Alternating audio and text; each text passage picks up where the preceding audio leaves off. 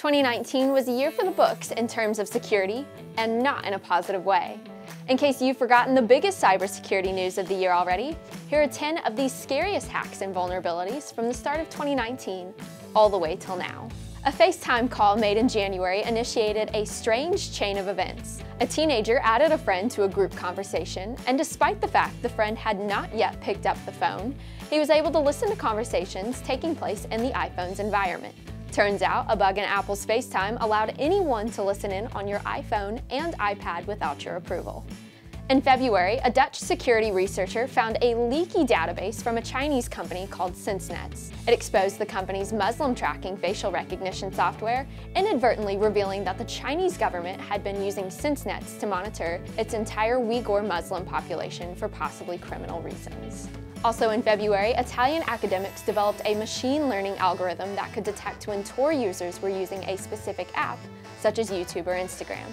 The algorithm couldn't reveal a user's real IP address or any other identifying details, but it did reveal if a Tor user was using an Android app. That's not good for a site that's intended for anonymous browsing and communication. In April, United Airlines had to cover cameras embedded in the entertainment systems on the back of plane seats in response to passengers' privacy concerns. The airline insisted that the cameras had not been in active use. However, customers were still disturbed by the camera's presence in the first place. In April, the Weather Channel's Atlanta headquarters was hit by a ransomware campaign, taking down the station's live TV broadcast for 90 minutes. This incident serves as a friendly reminder that nobody's safe from ransomware infections. In May, a Borg software update crashed hundreds of ankle monitoring devices used by Dutch police. The faulty update effectively prevented officials from knowing the locations of suspects in house arrest or released on bail. The issue was fixed later in that day. However, the Dutch Ministry of Justice and Security had to preemptively arrest and jail its most high-risk suspects. In July, Louisiana's governor activated a statewide state of emergency in response to a wave of ransomware infections that hit multiple school districts. The ransomware infections impacted the school districts of 3 North Louisiana parishes. IT networks were down and files had been encrypted and made inaccessible. This past summer, Capital One disclosed it suffered a data breach impacting 100 million people in the US. Between 2005 and 2019, data from credit card applications had been accessed, including names, addresses, zip codes, phone numbers, email addresses, dates of birth, and income.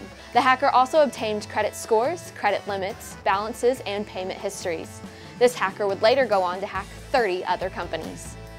In August, Ukrainian authorities investigated a security breach at a local nuclear power plant after employees connected parts of its internal network to the internet so they could mine cryptocurrency.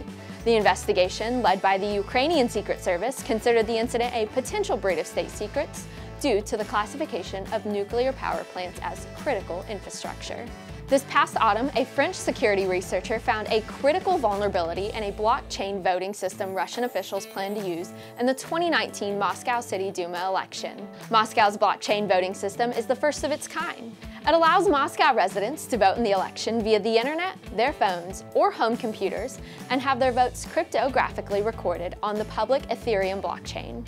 The worst part about this hack and all the other security incidents we've described is that they're just a small fraction of the total number of cybersecurity disasters that happened in 2019. So be sure to stick with ZDNet for more of the latest cybersecurity news as 2019 comes to an end and a new decade begins. Thanks for watching.